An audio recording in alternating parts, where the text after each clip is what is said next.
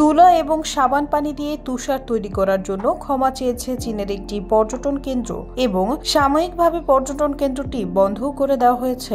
দক্ষিণ পশ্চিম সিচুয়ান প্রদেশের চেংটু শহরতলিতে নতুন খোলা পর্যটন অঞ্চল চেংটু স্নো ভিলেজে ৮ ফেব্রুয়ারি কৃত্রিম তুষারপাতের জন্য ক্ষমা চেয়েছে।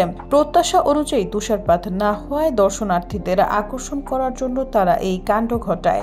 সাংহাই মর্নিং পোস্ট তাদের প্রতিবেদনে এই তথ্য জানিয়েছে।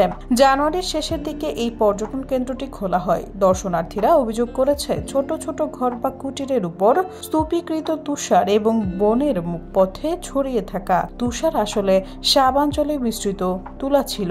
সোশ্যাল মিডিয়া প্ল্যাটফর্মে একটি ভিডিওতে একজন পর্যটক বলেছেন, আমি প্রতারিত বোধ করছি। আমার মনে হয় আমার বুদ্ধিমত্তাকে অপমান করা হয়েছে। আরেকজন ক্ষুব্ধ দর্শনার্থী লিখেছেন, টিকেটে বর্ণনা সত্য কিন্তু তুষার ভুয়া ছিল।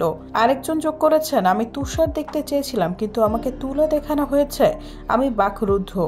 পর্যটন স্থানের ব্যবস্থাপনা অফিসের একজন কর্মী স্বীকারও করেছেন, তুষার তুলা দিয়ে তৈরি এবং জনসাধারণের তীব্র প্রতিক্রিয়ার পর এটি পরিষ্কার করা হয়েছে।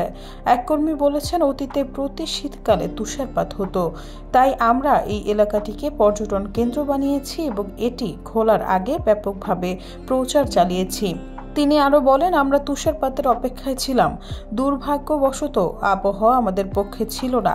নকল তুষারপাতের জন্য বড় ধরনের নেতিবাচক প্রভাব পড়ায় পর্যটন স্থানটি বন্ধ হয়ে গেছে।